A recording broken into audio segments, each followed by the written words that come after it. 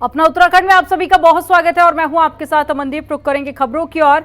मुख्यमंत्री पुष्कर सिंह धामी ने कहा कि 3 मई से शुरू हुई विश्व प्रसिद्ध चारधाम यात्रा के लिए पर्यटन विभाग ने इस बार चारधाम यात्रा पर आने वाले तीर्थयात्रियों की सुरक्षा को ध्यान में रखते हुए ऑफलाइन और ऑनलाइन पंजीकरण को अनिवार्य कर दिया है। एक से अधिक धाम की यात्रा के लिए स्लॉट बुक करते वक्त इस बात का ध्यान अवश्य रखें कि एक धाम से दूसरे धाम तक पहुंचने के लिए आपके पास में पर्याप्त समय रहे। स्वास्थ्य की दृष्टि से भी यात्रा के दौरान में विश्राम के समय का प्रावधान अवश्य करें। मुख्यमंत्री पुष्कर सिंह धामी ने कहा कि जो लोग पूरी तरह से स्वस्थ नहीं हैं, वो जब तक पूरी तरह से ठीक नहीं हो जाते यात्रा ना करें।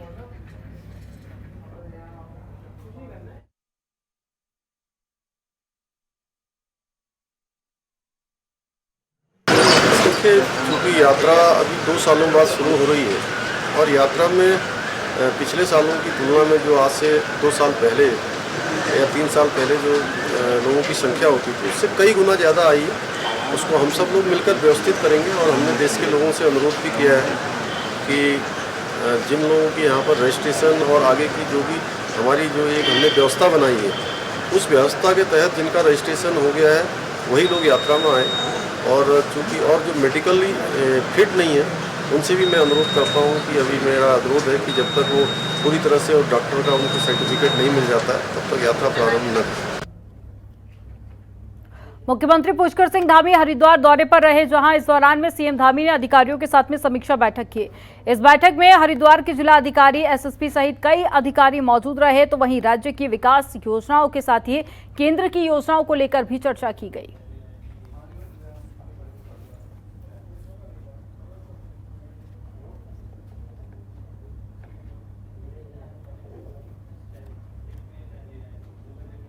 उत्तराखंड का प्रतिष्ठित tournament all India gold cup के 38वें टूर्नामेंट का महाराणा प्रताप स्पोर्ट कॉलेज में आगाज हो गया। ये tournament cricket association of Uttarakhand के बैनर तले हो रहा है और इस टूर्नामेंट में पूरे देश से कुल 16 टीमें प्रतिभाग करेंगी, जिसमें अलग अलग राज्यों के क्रिकेट एसोसिएशन की टीम और साथ ही कॉर्पोरेट टीम भी शामिल है।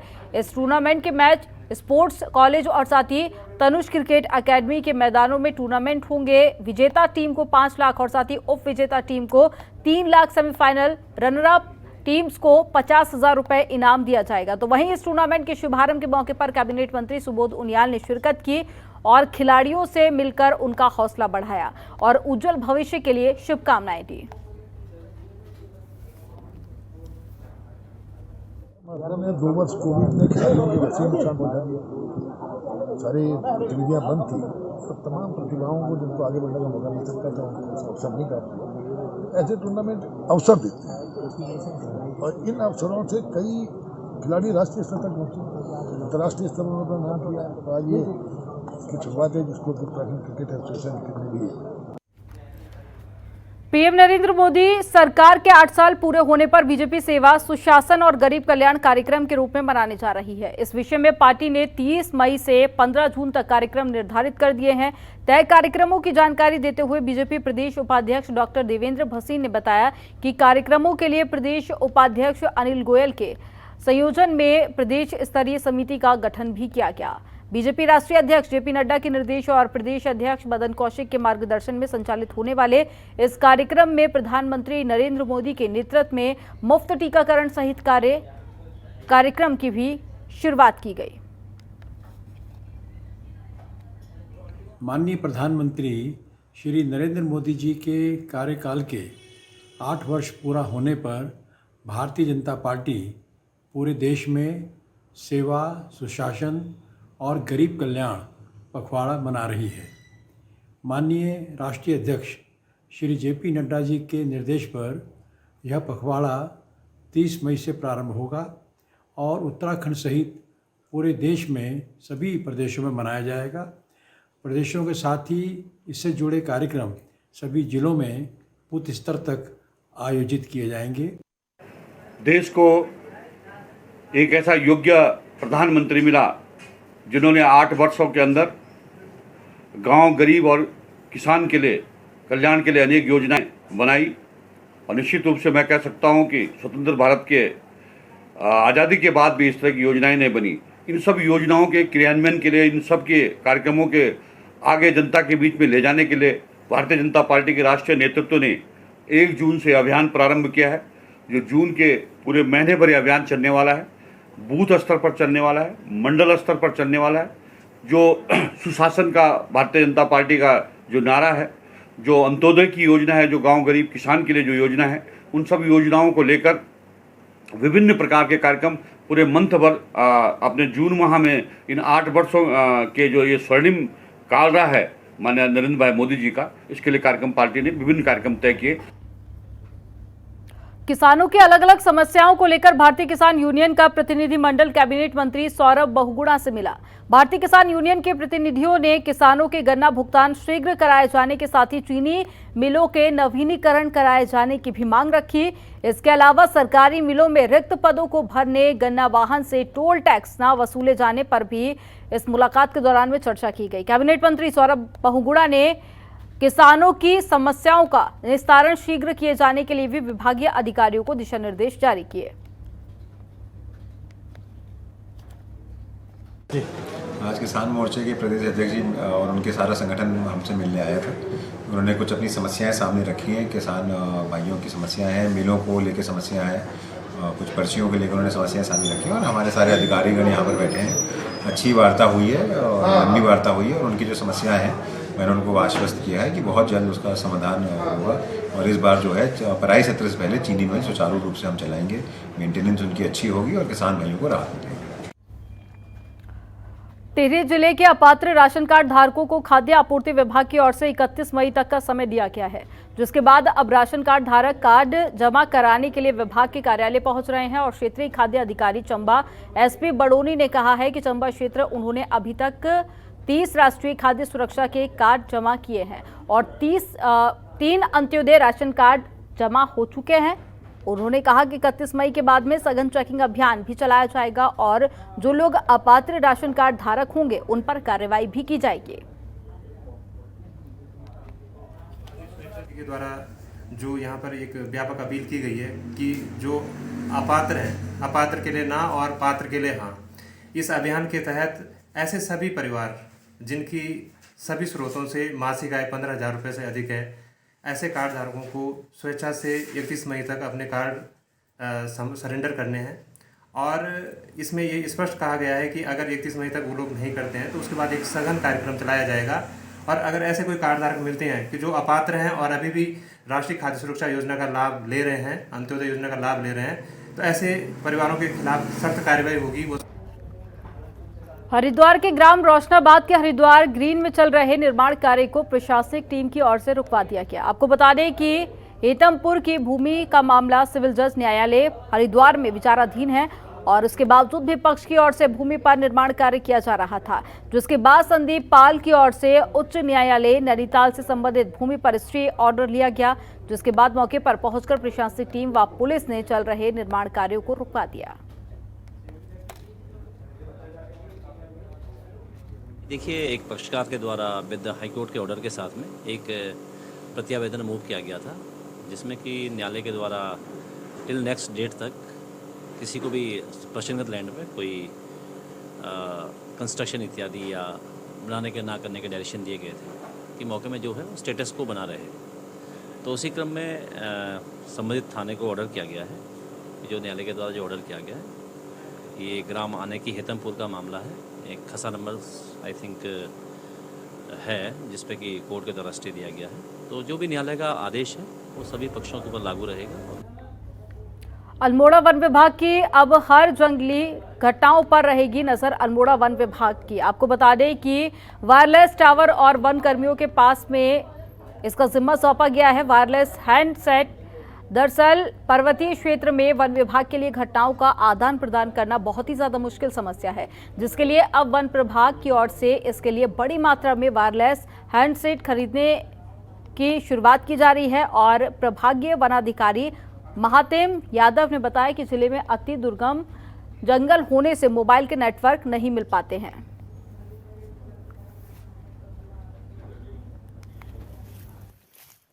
कि आप जानते हैं अल्मोड़ा जनपद में हमारे अत्यंत दुर्गम और दूरस्थ क्षेत्र हैं जहाँ पर मोबाइल कनेक्टिविटी की बहुत गंभीर समस्या रहती है। विशेष रूप से हमारे आरक्षित वन क्षेत्रों में तो ये अत्यंत गंभीर समस्या रहती है। तो जैसे वनाग्नि की घटना हो या फिर मानव वन्यजीव संघर्ष की घटना हो, ऐसे स्थिति में रियल टाइम रिपोर्टिंग और आपस में स्टाफ बात कर सके और तुरंत रिपोर्ट कर सके, तो मोबाइल नेटवर्क के न होने के कारण उनको अत्यंत गंभीर समस्या आती है और कई बार वो खतरे की स्थिति भी बन जाती है।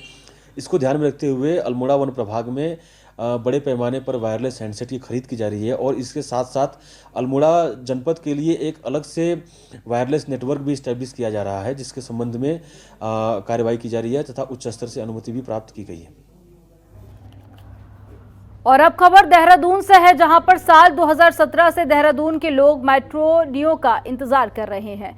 अब ये इंतजार जल्द ही खत्म होने वाला है और देहरादून में सड़कों की भीड़ से लोगों के सफर को आसान करने वाले मेट्रो नियो के प्रस्ताव का पहला पड़ाव पार हो चुका है। अगर सब सही रहता है तो अगले 1 साल में मेट्रो की शुरुआत हो जाएगी और इसके बाद करीब 3 साल में राजधानी के 2 रूटों पर मेट्रो दौड़ने लगेगी, जिससे कि लोगों को कहीं ना कहीं जाम से मुक्ति जरूर मिलेगी।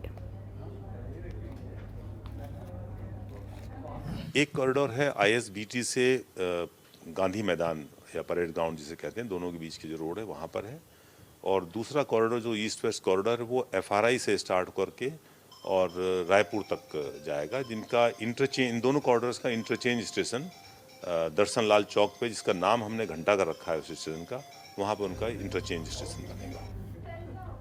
नई टिहरी में एकता मंच के संयोजक आकाश कृशाली, नगर पालिका अध्यक्ष सीमा कृशाली ने मुख्य चिकित्सा अधिकारी के माध्यम से स्वास्थ्य मंत्री उत्तराखंड सरकार को ज्ञापन भेजा, जिसमें उन्होंने टिहरी स्थित जिला अस्पताल में कार्डिक डायलिसिस और यूरोलॉजी यूनिट्स की स्थापना नहीं की। उन्होंने मांग की है कि जिले के केंद्र और चारधाम यात्रा मार्ग के पास में स्थित है और केंद्र और प्रदेश सरकार को इस पूरे क्षेत्र को पर्यटन के वैश्विक केंद्र के रूप में विकसित करने के लिए प्रयासरत है।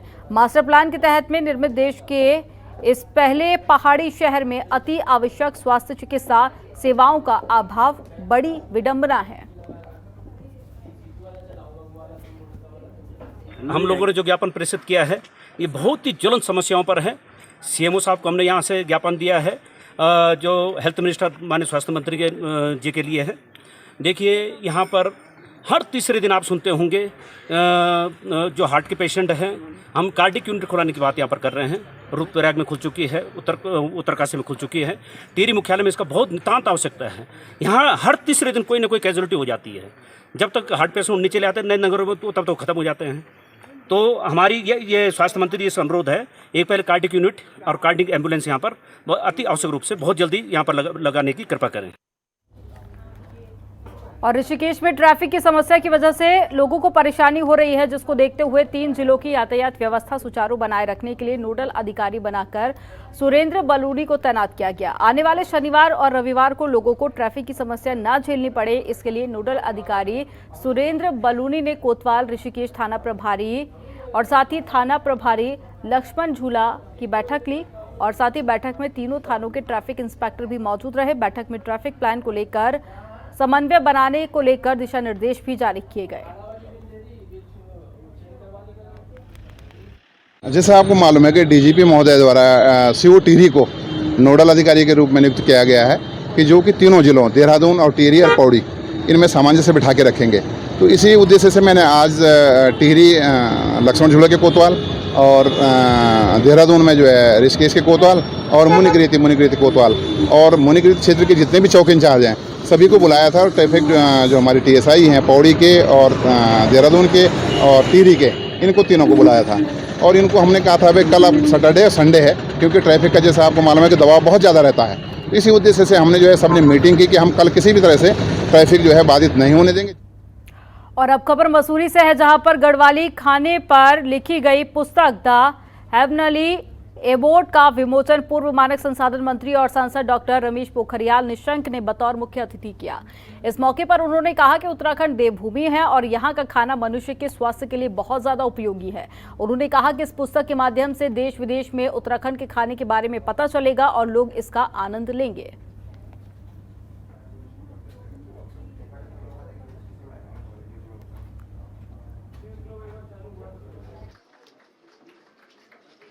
द्वारा जो ये पुस्तक है जो उन्होंने तैयार की है उत्तरांचली गढ़वाली भोजन पर, ये बहुत ही ऐतिहासिक पुस्तक है। और मैं समझता हूँ कि जो गढ़वाली व्यंजन है और जो यहीं का उत्पाद है, उसको लेकर के न केवल उत्तराखंड के अंदर, न केवल देश के अंदर, बल्कि पूरी दुनिया के अंदर इसका प्रचार प्रसार होना चाहिए। पहाड़ी संस्कृति के परिचायक टोपी के माध्यम से हाईकोर्ट के अधिवक्ताओं ने जनजागरण अभियान की शुरुआत की। इस संबंध में जल्द ही हाईकोर्ट में मुख्य न्यायाधीश और बार काउंसिल के सामने रिपोर्ट भी पेश करेंगे। कोर्ट में ड्रेस कोड में पहाड़ी टोपी को शामिल किए जाने और साथ ही अधिवक्ताओं व समाज के समक्ष वर्तमान चुनौतीपूर्ण परिस्थितियों के खिलाफ एक सक्षम और समग्र आंदोलन के रूप में पहाड़ी संस्कृति की परिचायक टोपी के माध्यम से हाईकोर्ट के अधिवक्ताओं ने जनजागरण अभियान की शुरुआत की है। अधिवक्ता इस संबंध में जल्द ही हाईकोर्ट के मुख्य न्यायाधीश और बार काउंसिल के समक्ष ये रिपोर्ट रखेंगे।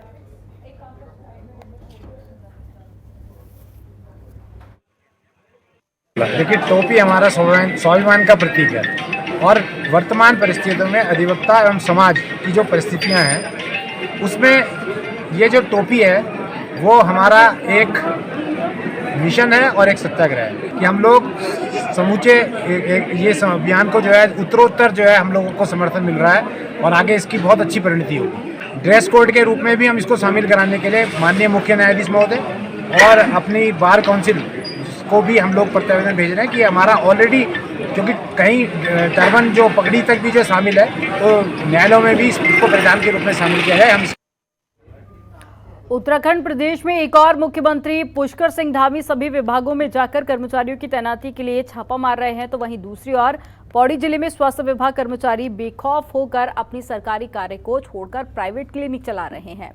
मामला पौड़ी जिले के विधानसभा चौबट्टा खाल के विकासखंड एकेश्वर के अंतर्गत राजकीय सामुदायिक स्वास्थ्य केंद्र पाटीसेन में कार्यरत एक डॉक्टर की ओर से नगर पंचायत सतपुली में नियमों की धज्जियां उड़ाते हुए प्राइवेट क्लिनिक चलाया जा रहा है। साथ ही डॉक्टर द्वारा मनमाने दाम भी वसूले जा रहे हैं। स्थानीय ग्रामीणों का कहना है कि सरकारी डॉक्टर की ओर से अपने सरकारी समय में प्राइवेट क्लिनिक में बैठकर प्राइवेट क्लिनिक चलाया जा रहा है।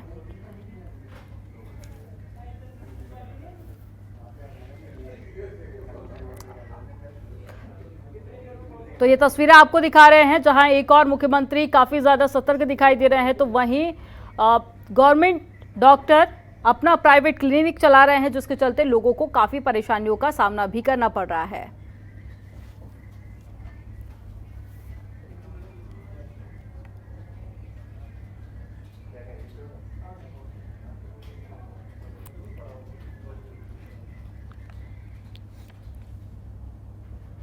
श्रीनगर गढ़वाल में स्लॉटर हाउस की जगह नियम के खिलाफ में घर के अंदर मीट कटान के साथ में खरीद फरोख्त का काम कर रहे बीजेपी अल्पसंख्यक मोर्चा और पदाधिकारी और मांस व्यापारी के घर पर प्रशासन की टीम ने अचानक से छापा मारा। छापे के दौरान में घर में रखे फ्रिज से बेचने के लिए रखे गए 30 किलो से अधिक का चिकन और मटन टीम ने बरामद कर व्यापारी का चालान भी काटा। पुलिस, नगर निगम और खाद्य विभाग की संयुक्त टीम ने बरामद मांस को ट्रैचिंग ग्राउंड में दबाकर नष्ट कर दिया। बीजेपी से जुड़े मांस व्यापारी के खिलाफ मीट कटान कार्य का वीडियो वायरल होने के बाद में प्रशासनिक टीम ने ये पूरी कार्रवाई की थी। तो घर से बड़ी मात्रा में मीट बरामद हुआ था, जिसके बाद उस मीट को नष्ट किया गया और साथ ही ये कार्रवाई भी की गई। तो आपको बता दें कि सूत्रों के हवाले से ये जानकारी मिली थी, जिसके बाद में पुलिस ने छापामार कार्रवाई की और साथ ही बीजेपी से जुड़े मांस व्यापारी के खिलाफ में मीट कटान कार्य वीडियो वायरल होने के बाद में प्रशासनिक टीम ने छापामार कार्रवाई की है।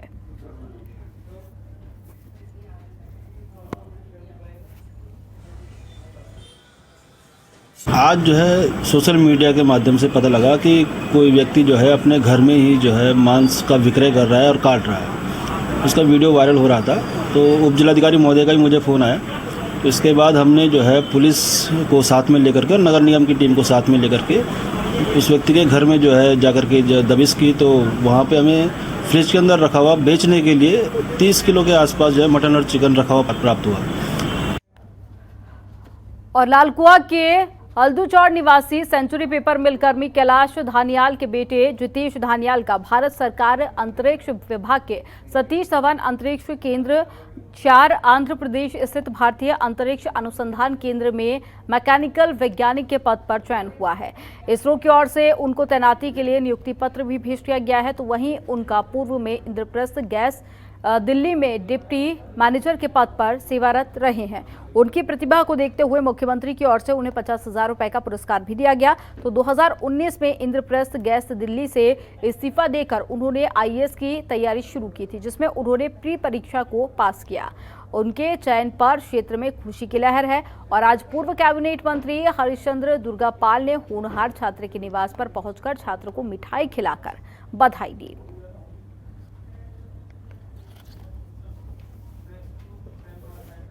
जैसे ही मुझे कल खबर मिली कि मेरा चयन हुआ है तो मुझे पहले तो बहुत खुशी हुई। और अभी अगर संस्था की बात की जाए तो इसरो में एक श्रीहरिकोटा में उनका लॉन्चिंग सेंटर है, तो जहाँ से उसकी मिसाइलें सारी लॉन्च होती है ना, तो उधर ही पर मेरा चयन हुआ है। और अभी 4 तारीख तक का मुझे ज्वाइन करने का अभी लेटर मिला है कि मेरा साइंटिस्ट मैकेनिकल के पद पे हुआ है। देखिए, ये बहुत अच्छी बात है।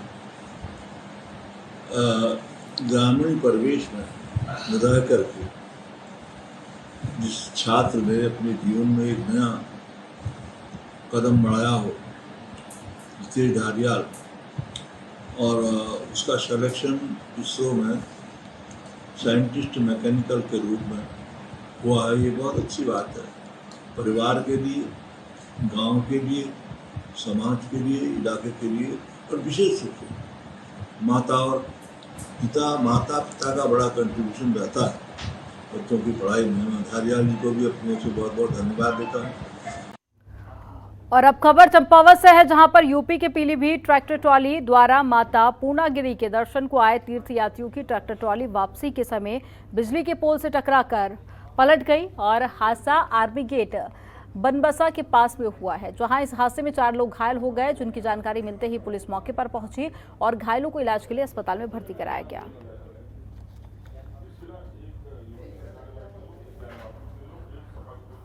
तो इस सड़क हादसे की जानकारी मिलते ही पुलिस मौके पर पहुंची, जिसके बाद में घायलों को अस्पताल पहुंचाया गया, जहां उनका इलाज जारी है। 4 लोग घायल हुए थे, जिनमें से कुछ ऐसे भी हैं जिनकी हालत गंभीर बताई जा रही है। और ये तस्वीरें आपको उस वक्त की दिखा रहे हैं जब ये सड़क हादसा हुआ था और पुलिस मौके पर पहुंची। आसपास में जो लोग मौजूद थे उनसे पूछताछ भी की गई और आगे की भी जांच जारी है।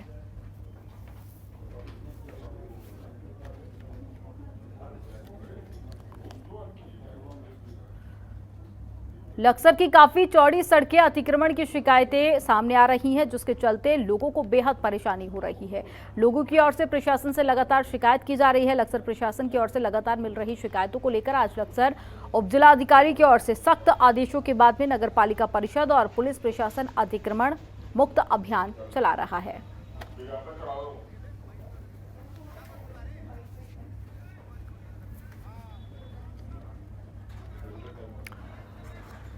तो अतिक्रमण की शिकायतें मिल रही थी, जिसके चलते पुलिस ने ये कार्रवाई की और अभियान के तहत में अतिक्रमण को हटाया गया। तो पुलिस की मौजूदगी में ये पूरी कार्रवाई की गई और जिन स्थानों पर अतिक्रमण किया गया था उन पर प्रशासन का बुलडोजर चला। और इसी के साथ बुलेटिन में फिलहाल इतना ही। आप देखते रहिए जनतंत्र टीवी। खबरों के निष्पक्ष विश्लेषण के लिए सब्सक्राइब करें Jantantra TV and press the bell icon. Never miss any update.